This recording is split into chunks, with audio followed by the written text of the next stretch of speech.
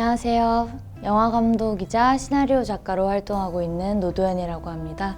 제가 영화를 처음 시작하게 된 건 이제 23살이었는데요. 처음 단편 영화 현장에 가보고 영화 작업에 완전히 빠지게 되었었습니다.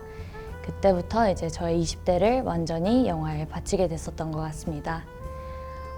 사실 더 좋은 영화, 더 좋은 이야기가 대체 뭐라고 현장에 그 많은 사람들이 그렇게 악을 쓰고 또 분주하게 움직이는지 20대 내내 이해하지 못했던 것 같습니다.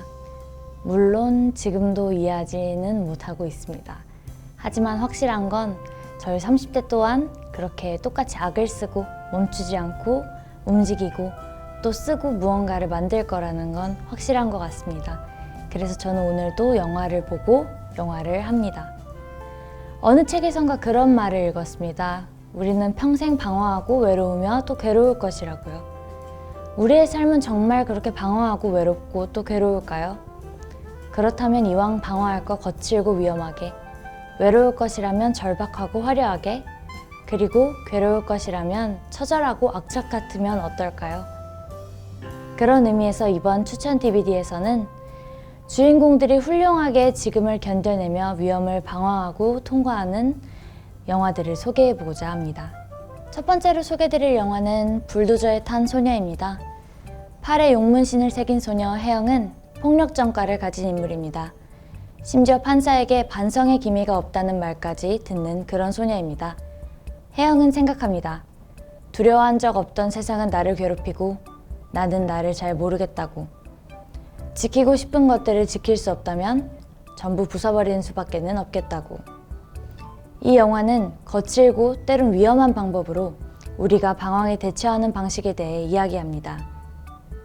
제목만으로도 이 영화의 인물이 어떤 사람일지 굉장히 궁금해졌던 영화였는데요. 영화를 보는 내내 주인공이 과연 어디까지 치달을 수 있을까를 계속해서 기대하게 되었던 영화였습니다. 주인공의 방황은 세상에 대한 복수로 끝을 맺기도 하는데요. 저는 그 복수가 일종의 돌파로 느껴졌던 것 같습니다. 그런 거칠고 위험한 돌파가 제가 이 영화를 고른 가장 큰 이유였습니다. 다음은 영화 미성년입니다. 영화 미성년에는 방황하는 소녀들이 등장합니다. 그 두 소녀들을 따라가다 보면 누구보다 더 큰 방황을 하고 있는 한 인물을 만나게 되는데요. 바로 한 소녀의 아버지, 대환을 만나게 됩니다. 대환은 외로움에 못 이기고 실수를 저지르고 또 외로움에 떠밀려 다시 돌아가려고 애쓰는 그런 인물입니다. 대환을 통해서 왜 외로움이 우리를 망치는지, 우리는 외로움에 어떻게 대처해야 되는지를 영화는 잘 보여주고 있습니다.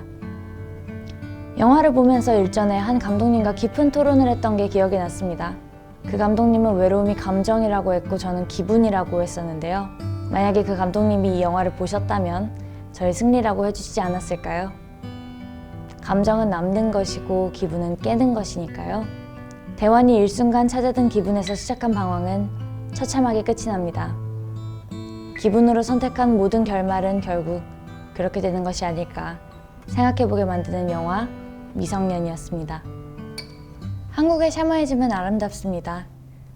대중을 향하는 다른 어떤 종교보다도 익살스럽고 화려하며 재밌어요.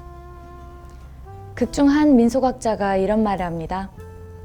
만담꾼처럼 무가를 뱉는 무당이나 현란한 연주를 하는 악사들, 구경하는 사람들의 맞장구를 보면 한편의 오페라나 연극 무대 같다고. 이 말에서 만신이란 영화를 단박에 이해할 수 있습니다. 만신 안에서 무속의 역사는 대중의 역사이고 다시 말하면 한국의 역사이기도 합니다. 나라를 대표하는 무당으로 불리는 김금화를 통해 영화는 무속의 근대사를 보여주는데요. 시대 역사의 주인공인 김금화 씨는 방황하는 세상 속에서 꿋꿋이 자신의 길을 갑니다.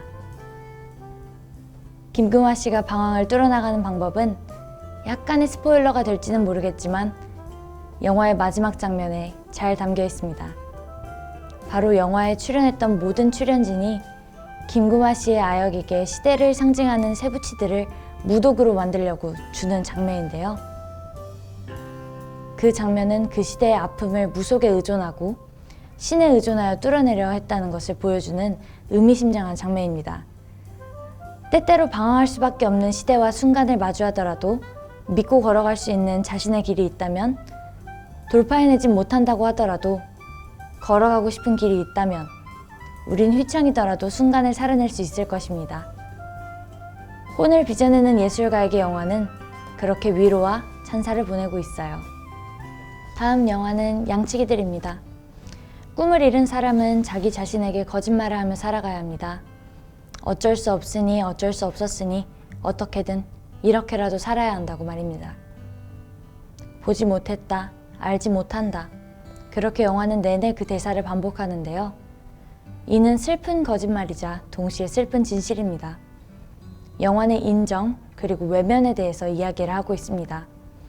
인정을 받고 싶었던 남자가 기어코 인정을 받는 순간이 얼마나 비참하고 잘못된 상황으로 나타나는지 영화는 잔혹하게 그 현실을 보여줍니다. 우리 중 누구라도 꿈을 잃는 것을 경험하지 않는 사람이 있을까요? 우리 중 누구라도 스스로에게 거짓말을 하며 살아가지 않는 사람이 있을까요? 하지만 그것을 입 밖에 내어 모릅니다, 보지 못했습니다 하고 말하는 것은 꽤나 자신에게 잔인한 일이죠. 그 사실을 양치기들은 아주 잘 보여주고 있습니다. 확신 가득하더라도 미약한 결과들, 원하는 이상에 비해선 한없이 작은 우리들, 그러나 번쩍번쩍 빛나고 번뜩번뜩 이글거리는 이들의 열정과 말들에 웃지 않을 사람은 아마 없을 겁니다. 주인공들이 말하는 영화에 대한 비정한 정의들과 다짐들에 어쩔 수 없이 웃음을 터뜨리는 저를 보면서 제가 그것들이 얼마나 무의미한 것들인지 알아버린 영화인이라는 사실에 순간 스스로가 한탄스럽기도 했었습니다. 하지만 그저 열정과 의지가 아름답고 좋아서 그것을 기대하는 마음으로, 즐거운 마음으로 그들을 지켜보게 되는 영화입니다. 레디 액션 소리에 속아 영화과에 온 저는 아직도 영화를 찍는 뻔한 이야기들에 설레고 또 기쁩니다. 영화는 고작 2시간에 불과한 수명을 가지고 있으면서 우리에게 너무 오랜 여운을 남기곤 하니까요. 우리가 결국 영화를 버리지 못하는 이유는 영화 속 누군가의 인생이 우리의 삶과 너무 닮아서가 아닐까요? 여러분이 우리의 방황과 닮은 영화를 보며 한 이틀 정도는 이 영화가 말하는 것들에 빠져있기를 바라봅니다. 독립장편 영화는 쉽게 접하긴 어렵습니다. 상영관을 만나기도 어렵고 개봉하는 편수도 많지 않으니까요. 하지만 오늘 소개드린 작품들만 보셔도 아시다시피 시간을 들이고 노력을 들여서 볼 가치가 충분히 있는 영화들입니다. 감독의 오롯한 생각과 마음들, 혹은 방황, 혹은 아름다움을 볼 수 있는 영화들이니 부디 한 번씩 고개를 돌려 독립장편에 관심을 가져주시길 부탁드리겠습니다.